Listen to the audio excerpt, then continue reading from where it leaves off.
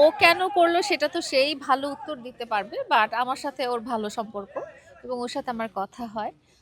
দেখা সাক্ষাৎ হয়, যাওয়া আসাও হয়। আপনাদেরকে এই ইন্টারভিউটা দেওয়ার পরে আপনারা হয়তো খেয়াল করেছেন যে ও আমাকে একটা ভিডিও করে দিচ্ছিল পিয়ালের সাথে। হ্যাঁ? তো ওর সাথে আমার ব্যক্তিগতভাবে ভালো সম্পর্ক। কথাবার্তা, দেখাশোনা সবই হয়। এখন ও কি বেসিসে বলেছে, কোন মানসিকতায় বলেছে এটার উত্তর তো ওই দিতে পারবে। আপনার সাথে এত ভালো সম্পর্ক হওয়ার পরেও আপনাকে এতটা ছোট করে উপস্থাপন করা হলো, ছোট লোক বলে আখ্যায়িত করা হলো, ব্যাপারটা আপনি কিভাবে দেখছেন? আমি দেখছি যে এটা এডুকেশনের অভাব।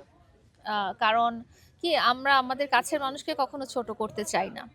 ও আমাকে যেই এক্সপ্লেনেশনটা দিয়েছে সেটাতে বলেছে যে আমার ভিউ কম, আমার রিচ কম। বাট আমার ভিউ কম, আমার রিচ কম হলেও আমি আমার কাছের মানুষ যারা তাদেরকে আমি ছোট কখনোই করব না। এবং ইভেন আমার সবচেয়ে আহ, আহ, ঘৃণার পাত্র যেই লোকটা এখন, তাকেও আমি এভাবে গালি দিব না হয়তো।